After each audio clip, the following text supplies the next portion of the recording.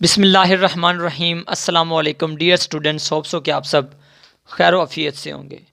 Dear students, आज हम करेंगे फर्स्ट ईयर फिज़िक्स का टॉपिक वेक्टर क्रॉस प्रोडक्ट्स की करैक्टरिस्टिक्स को देखेंगे। तो इसकी करैक्टरिस्टिक्स को समझते हैं।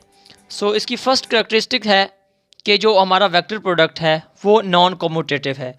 जो स्केलर प्रोडक्ट हमने पढ़ा था लास्ट टॉपिक में, उसमें हमने ये देखा था कि जो हमारा प्रोडक्ट था वो क्या था, कम्यूटेटिव था, यानी कि ए डॉट बी इक्वल था बी डॉट ए के।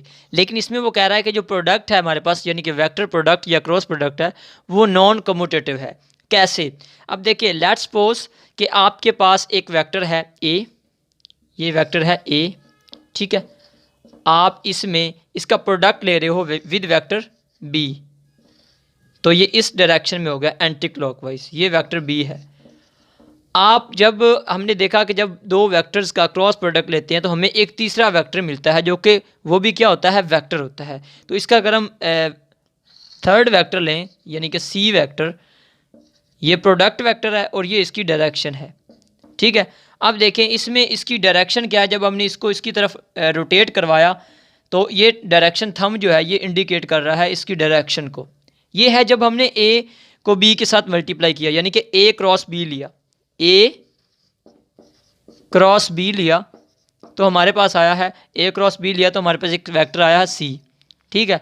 अच्छा, इसको दे दें इक्वेशन नंबर 1 का नाम। इसी तरह अगर आप ए क्रॉस बी है, अब अगर आप बी क्रॉस ए लें, वेक्टर्स यही रहे सेम बिल्कुल, यानी कि ये वेक्टर ए है, ये वेक्टर बी है। लेकिन पहले हमने ए क्रॉस बी किया, अब बी क्रॉस ए है। पहले ए क्रॉस बी था तो हमने वेक्टर जो स्टार्ट किया था रोटेशन वो ए से की थी। अब बी क्रॉस ए है तो रोटेशन जो है वो इस जो है वो क्लॉकवाइज हो जाएगी, इस तरह, ठीक है। यानी कि वैसे ये एंटी क्लॉकवाइज ही है। बी से अगर देखें तो ये एंटी क्लॉकवाइज है, लेकिन ए से देखें तो ये क्लॉकवाइज बन रही है। अच्छा, आप ले रहे हैं B cross A, B cross A लेंगे तो हमारे पास रिजल्ट क्या आ रहा है, क्योंकि इसमें देखिए अब डायरेक्शन क्या आएगी वेक्टर यूनिट वेक्टर की, वो डाउनवर्ड आएगी। ये सी वेक्टर है, ये अब माइनस सी है, क्योंकि सिर्फ माइनस इसलिए इंडिकेट कर रहा है कि इसकी डायरेक्शन इसके क्या है, ऑपोजिट आई है, ये यूनिट वेक्टर है, ठीक है। तो अब इसमें जो प्रोडक्ट मिला है वो क्या है, माइनस सी है। क्या है? माइनस सी है। अब इसमें देखें आपके पास ए क्रॉस बी आ रहा है सी वेक्टर के, जबकि बी क्रॉस ए क्या आ रहा है, माइनस सी वेक्टर के। तो इसका मतलब ये है कि ये ए क्रॉस बी जो है हमारे पास, वो बी क्रॉस ए के ये वेक्टर्स हैं, इक्वल नहीं है, ठीक है। A cross B B cross A के इक्वल नहीं है। लेकिन सिर्फ एक केस में ये इसके इक्वल हो सकता है, और वो कौन सा केस है कि अगर हम इसके साथ माइनस कर दें, यानी इसको माइनस करेंगे, जैसे इसको माइनस करेंगे तो माइनस माइनस प्लस हो जाएगा और ये क्या होगा, ऊपर चला जाएगा, ठीक है। ये डायरेक्शन सेम हो जाएंगी तो फिर हमारे पास ये क्या हो जाएगा, यानी इसको हम इस तरह लिख सकते हैं कि ए क्रॉस बी जो है वो हमारा इक्वल किसके है, माइनस बी क्रॉस ए के, ठीक हो गया। अच्छा, उसके बाद सेकंड इसकी जो है वो प्रॉपर्टी, उसको देखते हैं।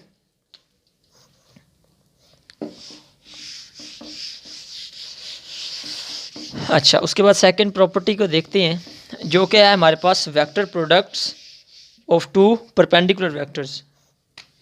ये हमारा सेकंड है, vector product of two perpendicular vectors.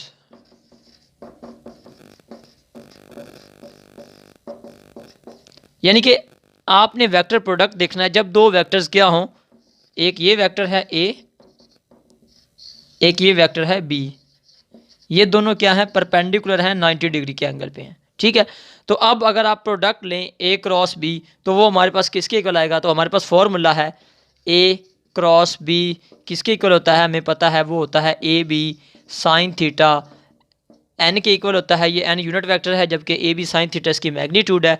अब चूंकि एंगल कितना है, थीटा कितना है, वो है 90 डिग्री, कितना है, 90 डिग्री। यहाँ पे पुट कर दें, ए क्रॉस बी इक्वल आ गया ए बी साइन 90, साथ में ये यूनिट वेक्टर साइन 90, ये हमारे पास क्या होता है, साइन 90 होता है हमारे पास 1 के इक्वल, तो साइन 91 आ जाएगा। हमारे पास ए क्रॉस बी किसके इक्वल आ गया, ए बी ये 1 हो गया, साथ में क्या आ गया n।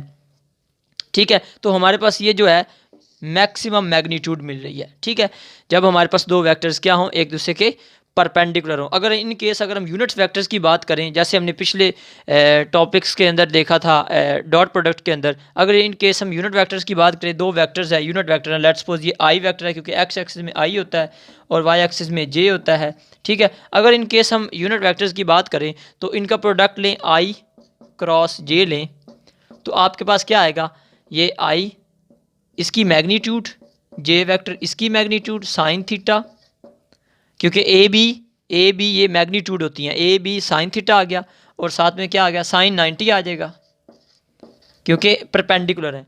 तो साइन 90 में पता 1 होता है, आई इज़ यूनिट वेक्टर, इसकी मैग्नीट्यूड 1 होती है, इसकी भी मैग्नीट्यूड क्या होती है 1 होती है क्योंकि ये भी यूनिट वेक्टर है, ये साइन 90 भी 1 होता है। तो साथ क्या आ गया n, तो हमारे पास क्या आ गया ये n, आई क्रॉस जे इक्वल आ गया है n के। बेसिकली ये n क्या है, ये यूनिट वेक्टर तो है लेकिन ये किस वेक्टर की डायरेक्शन बता रहा है। तो मैंने आपको बताया लेट्स सपोज कि हमारे पास ये अगर फ़र्ज़ करें ये तीन, आपके पास तीन ये हैं वेक्टर्स, दो वेक्टर्स हैं, ये दो वेक्टर्स हैं, इनका हम प्रोडक्ट ले रहे हैं, ये परपेंडिकुलर, ये दो वेक्टर्स हैं, इनका आप क्या ले रहे हो, इनका आप ले रहे हो प्रोडक्ट। तो इनका प्रोडक्ट हमें पता है, जैसे मैंने आपको लास्ट में बताया कि ये दो वेक्टर्स का अगर हम प्रोडक्ट लें तो हमारे पास क्या होता है कि थर्ड जो है वो हमें क्या मिलता है, ये है हमारे पास क्या होता है, ये थर्ड प्रोडक्ट मिलता है वेक्टर, ये भी एक वेक्टर होता है।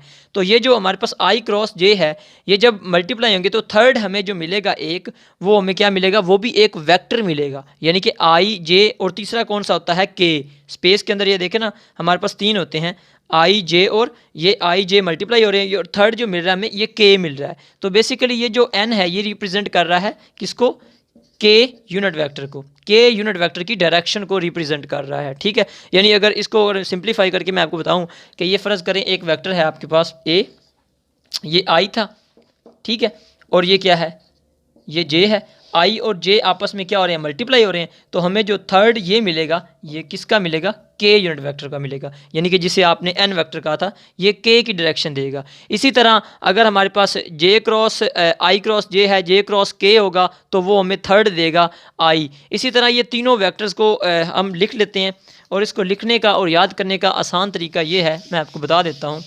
वो आसान तरीका ये है, आपने इसको याद कैसे करना है कि आपने एक सर्कल लगाना है, ठीक है, ये सर्कल है, ठीक है, इसमें ये लेट्स सपोज आई है, ये जे है और ये के है। आपने ये इनको आपने असाइन कर देनी है आई जे के।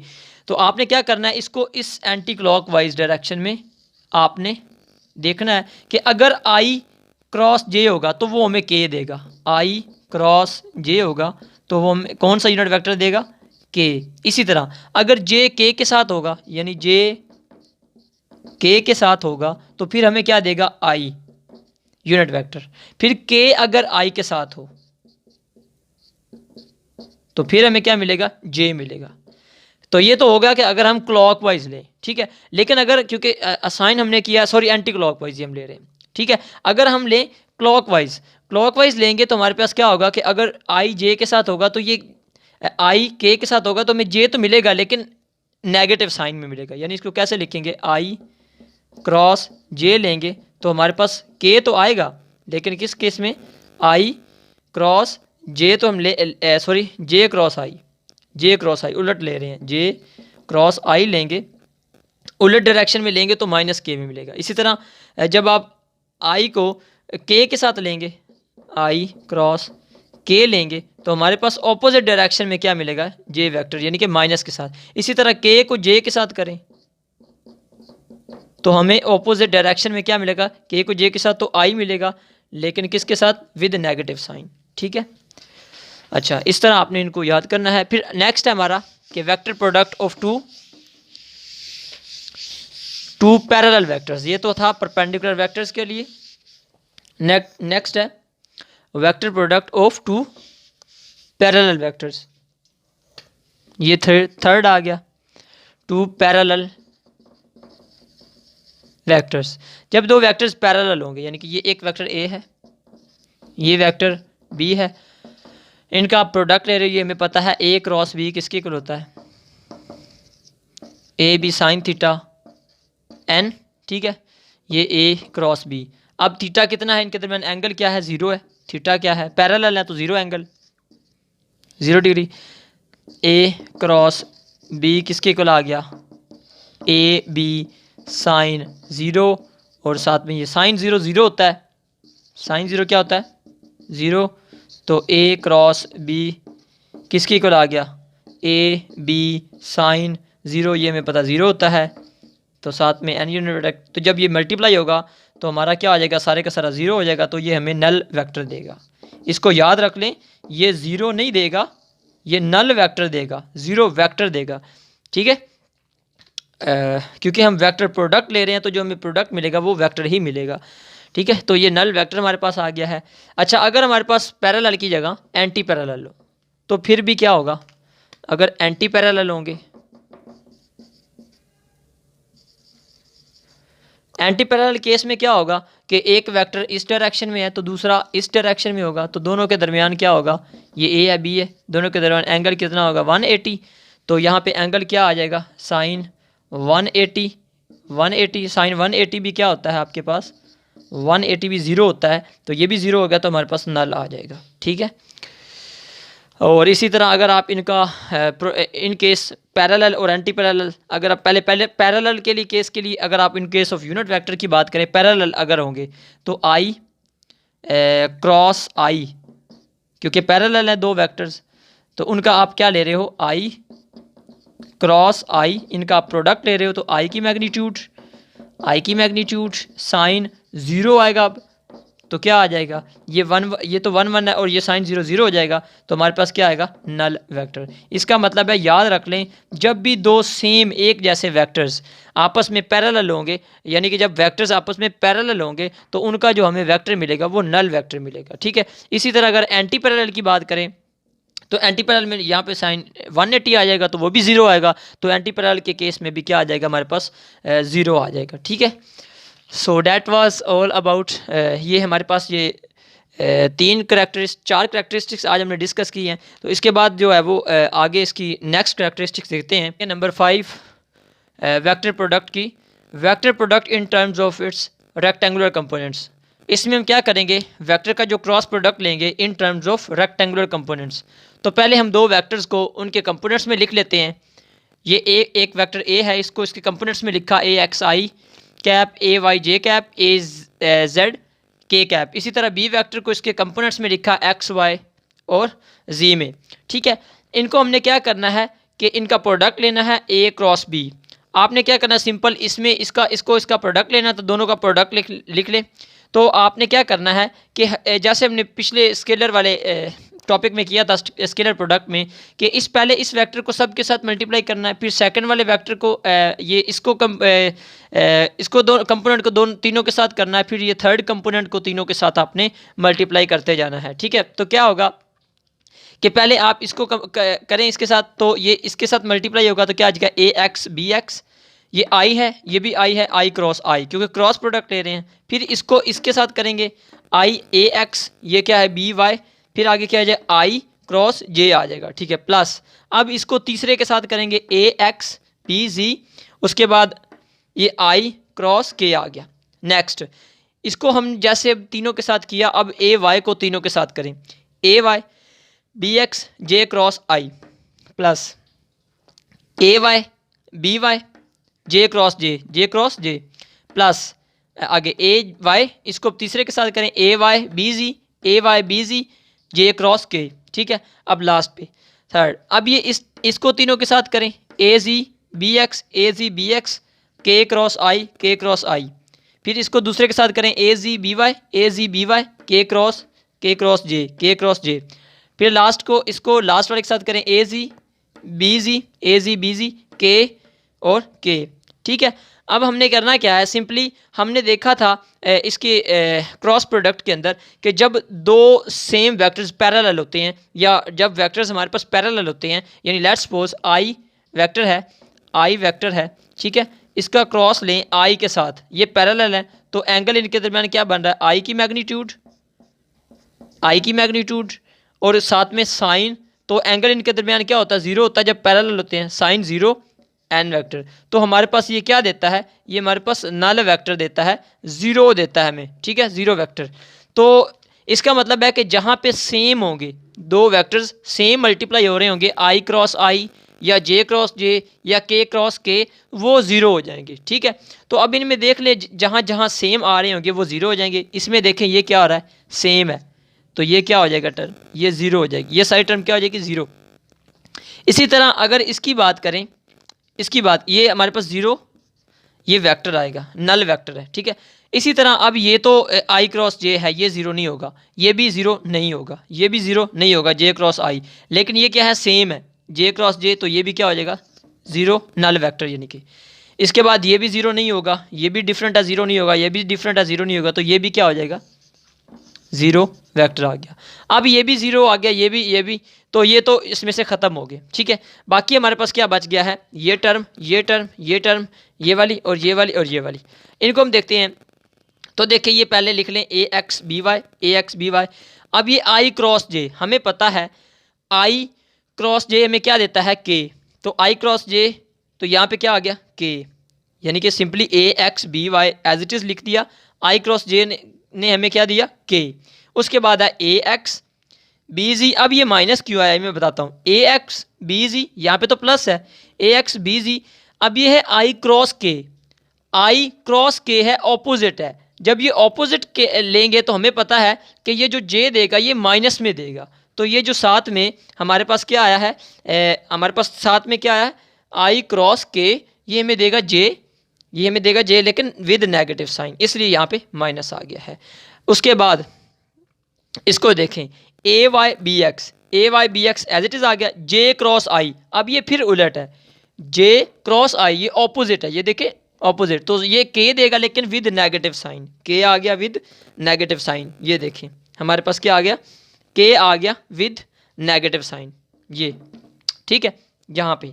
उसके बाद आ जाए जी, ये तो ज़ीरो हो गया। इसके बाद ये देखें, A Y B ji, A Y B जी, लेकिन इसमें जे क्रॉस के है, जे क्रॉस के, तो फिर ये हमें क्या देगा, आई पॉजिटिव देगा, आई क्या देगा, यहाँ पे पॉजिटिव देगा। इसी तरह नेक्स्ट आ जाए, इसको देखें, ए जी बी एक्स, ए जी बी एक्स, ये भी के क्रॉस आई है, के क्रॉस आई है, तो ये हमें जे पॉजिटिव मिलेगा, जे क्या मिलेगा, पॉजिटिव मिलेगा, ठीक है। उसके बाद लास्ट पे है ए जी बी वाई, ए जी बी वाई, लेकिन ये के क्रॉस जे है, के क्रॉस जे है हमारे पास, ये देखिए के क्रॉस जे उलट है, तो फिर ये हमें आई देगा लेकिन विद क्या देगा, नेगेटिव साइन देगा। ये देखिए आई देगा विद नेगेटिव साइन। अब आपने सिंपली करना क्या है कि ये जो आई वाली टर्म्स हैं उनको एक साइड पे कर लेना है और वाई वाली साइड्स को एक तरफ, और जो हमारे पास हैं जी वाली उनको एक तरफ, तो उनमें कॉमन ले लें। ये देखिए हमारे पास आई वाली कौन सी है, एक हमारे पास ये वाली आई वाली है, ये देखिए ये आई है, ठीक है। इसके अलावा ये आई है, तो इनमें आई को तो कॉमन ले ले, तो अंदर क्या रह जाएगा, ए वाई बी जी माइनस ए जी बी वाई, ए जी बी वाई, और इनमें क्या कॉमन आ गया, क्योंकि आई इनमें कॉमन आ रहा है तो दोनों में कॉमन आ जाएगा। फिर अगर हम जे की बात करें तो जे हमारे पास एक ये है, ये जे है, और दूसरा जे कहाँ पे है, ये जे आ गया। अब इनमें क्या है, ये माइनस कॉमन ले लिया, अंदर क्या बच गया, ए एक्स बी जी, ए एक्स बी जी, दूसरा ये है माइनस ए जी बी एक्स, तो ये कॉमन क्या आ गया हमारे पास, जे माइनस की फॉर्म में, ठीक है। फिर प्लस, अब हमारे पास बाकी ये के की टर्म ये बच गया एक, और दूसरी के की टर्म कौन सी है, ये, तो इनमें के को कॉमन ले लें, बाकी क्या बच गया, ए एक्स बी वाई, ए एक्स बी वाई माइनस ए वाई बी एक्स, ठीक है। तो ये हमारे पास क्रॉस प्रोडक्ट आ गया in terms of its rectangular components. Students इसको एक और तरह से भी हम कर सकते हैं, कैसे कि इसको आप डिटर्मिनेंट के फॉर्म में भी कर सकते हैं, क्योंकि ये तो बहुत लेंथी भी है और कम्प्लेक्स भी है, कॉम्प्लिकेटेड है। तो इसको अगर आप शॉर्ट फॉर्म में करना चाहो तो इसको आप डिटर्मिनेंट के फॉर्म में भी कर सकते हो। डिटर्मिनेंट के फॉर्म में आप कैसे करते हो कि ये आपके पास क्या होते हैं, आपने क्या करना होता है, सबसे पहले अपने यूनिट वेक्टर्स को लिख लेना इस तरह, आई जे के, उनके एलिमेंट्स को लिख लेना है, उनके कंपोनेंट्स को लिख लेना है। जो वेक्टर ए है उसका जो हमारे पास, क्योंकि आई किसको रिप्रेजेंट करता है, आई हमें पता है ये रिप्रेजेंट करता है एक्स कंपोनेंट को, हमने ये डिटेल के साथ पढ़ा हुआ है कि आई जो है वो एक्स कंपोनेंट को करता है, तो इसका ए का कंपोनेंट यहाँ पे एक्स आ गया, इसी तरह बी का यहाँ पे एक्स आ गया। जे जो रिप्रेजेंट करता है वो वाई को रिप्रेजेंट करता है, तो ए का वाई आ गया और बी का वाई आ गया। इसी तरह के जी को करता है, तो ए जी बी जी आ गया। ठीक है, आपने इसको इस तरह लिख लेना। ये याद करने का ये तरीका है कि आपने या तो ये याद रख लेना है कि आई किसको रिप्रेजेंट करता है, जे और के, या फिर आपने सिंपली पहले ए वेक्टर्स को उसके कंपोनेंट्स में ए एक्स ए वाई ए जी, फिर बी एक्स को उसके कंपोनेंट्स में लिख देना है। अब रूल ये होता है कि आपके पास अगर सिंपली अगर हम डिटर्मिनेंट की बात करें कि फ़र्ज़ करें आपके पास ये सिंपल हमारे पास जिसका हमारे पास ये क्या है, फ़र्ज़ करें ये 5 है, ये 2 है, ये 1 है, ये 3 है। अगर हम सिंपली डिटर्मिनेंट को सॉल्व करें तो हम क्या करते होते हैं, ये इसका रूल होता है कि ये जो डायगोनल्स होते हैं इनको मल्टीप्लाई करते हैं, यानी कि पहले इसको करते हैं 5 2 ज़ा 10 माइनस, फिर इसको इससे करते हैं, दरमियान में माइनस आता है, 3 1 ज़ा 1, तो ये आ जाता है 7। इस तरह सिंपली हम डिटर्मिनेंट्स को सॉल्व करते हैं। लेकिन इन दिस केस हम इसको कैसे सॉल्व करेंगे, ठीक है, ये तो था हमारे पास जब हमारे पास डिटर्मिनेंट्स की फॉर्म में 2 रोज़ और 2 कॉलम्स होती हैं। ठीक है, लेकिन इस केस में क्या होगा हमारे पास कि जिसमें हमारे पास क्या है 2 रोज़ हैं लेकिन 3 कॉलम्स हैं। तो इसमें हमारे पास ऐसे सॉल्व करेंगे कि सबसे पहले आपने आई कंपोनेंट लेना है, आई। जब आपने आई को कंसीडर करना है तो आपने आई वाली दोनों रोज़ और कॉलम को स्किप कर देना है। ये भी स्किप हो गया, ये भी स्किप हो गया, तो बाकी आपका ये रह गया ए वाई, इसको मल्टीप्लाई करना है इसके साथ, ए वाई बी जी, ए वाई बी जी, दरमियान में माइनस, सेम उसी तरह जो अभी मैंने समझाया, दरमियान में माइनस, फिर इसको मल्टीप्लाई करें ए जी बी वाई, ए जी बी वाई, तो क्या आ गया आई, आई का हो गया। अच्छा, डिटर्मिनेंट सॉल्व करने का ये हमारे पास एक रूल होता है कि जो सेकंड जे होता है इसके साथ हम माइनस लेते होते हैं, तो माइनस आ गया इनटू। अब हम ये जे ले रहे हैं तो इसको स्किप कर दें, इसकी रो को, और इसकी रो को और इसकी कॉलम को स्किप कर दें, ये भी गया और ये भी गया, बाकी बच गया ये और ये, इसको इससे करें तो ए एक्स बी जी, बी एक्स ए जी, बी एक्स यानी कि ए जी बी वाई, यानी कि दरमियान में माइनस आ गया, पहले ए एक्स बी जी आ गया माइनस ए जी बी एक्स आ गया और आगे जे आ गया, फिर प्लस, फिर अब के को सोल्व करना तो ये भी लाइन स्किप हो गई और ये भी लाइन स्किप हो गई, तो क्या बच गया ए एक्स बी वाई, ए एक्स बी वाई माइनस ए वाई बी बी एक्स, ये आ गया। ठीक है, तो इस तरह हम क्या कर लेंगे इसका डिटर्मिनेंट। अब इसको कंपेयर करके देखें, ये और ये इसको कंपैरेटिवली देखें तो सेम है, और आप इसको ऐसे भी कर सकते हो और ऐसे भी, ये ए क्रॉस बी है, ये भी ए क्रॉस बी है, इसको कंपैरेटिवली देखें तो दोनों का रिजल्ट सेम आ रहा है। ठीक है, अच्छा, इसके बाद लास्ट है हमारा, लास्ट हमारा जो है थोड़ा सा स्टूडेंट्स के लिए कन्फ्यूजेबल रहता है, और वो ये है कि नंबर 5 है हमारा मैग्नीट्यूड। चले जी ये चेंज कर लेते हैं, ये magnitude of cross product, magnitude of cross product, ये नंबर 6 है, एंड एरिया ऑफ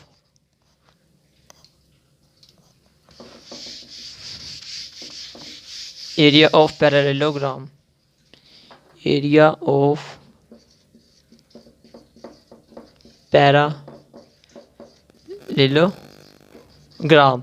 अब हमारे पास क्या होगा कि इसमें सिंपली क्या होता है, हमारे पास जो क्रॉस प्रोडक्ट की मैग्नीट्यूड होती है वो हमें देती है एरिया ऑफ पैरेललोग्राम, या फिर इसको ऐसे भी कह सकते हैं कि जो एरिया ऑफ पैरेललोग्राम होता है वो किसके इक्वल होता है, वो मैग्नीट्यूड ऑफ क्रॉस प्रोडक्ट के इक्वल होता है।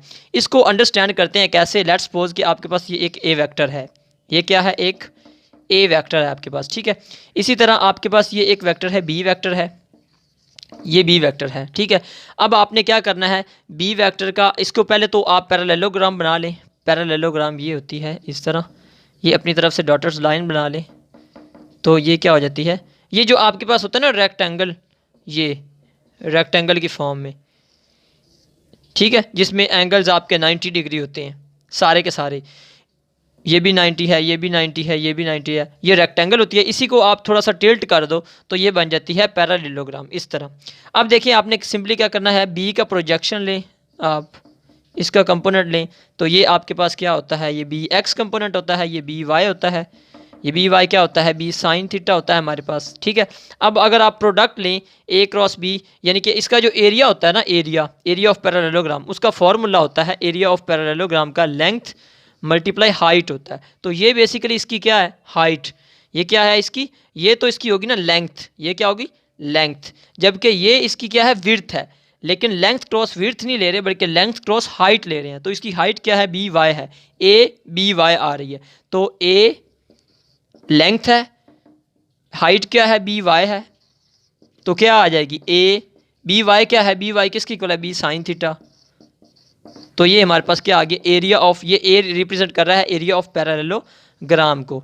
ठीक है, अब ये जो एरिया ऑफ पैरेललोग्राम है देखें तो ये किसके इक्वल आया, ए बी साइन थीटा के इक्वल आया है। और हमें पता है कि ये जो होता है ए बी, इसका जो क्रॉस प्रोडक्ट होता है वो किसके इक्वल होता है, A B sine theta N के इक्वल होता है। अब ये देखें ये चीज़ इसके इक्वल है, यानी कि ये मैग्नीट्यूड है, ये क्या है, मैग्नीट्यूड है। तो इसका क्या मतलब है कि क्रॉस प्रोडक्ट की जो मैग्नीट्यूड है, क्रॉस प्रोडक्ट का ये जो सिर्फ इतना मैग्नीट्यूड है, ए क्रॉस प्रोडक्ट का मैग्नीट्यूड किसके इक्वल है, ये देखिए एरिया ऑफ पैरेललोग्राम के इक्वल है। ये देखिए ये मैग्नीट्यूड है, इतनी क्या है हमारे पास, मैग्नीट्यूड है। और ये मैग्नीट्यूड क्रॉस प्रोडक्ट की किसके इक्वल है, एरिया ऑफ पैरेललोग्राम के इक्वल है। So that was all about the characteristics of cross product. Hope so कि आपको समझ आ गया। अगर कोई क्वेश्चन हो तो कमेंट्स में आए, कमेंट्स बॉक्स में लाजमी पूछें।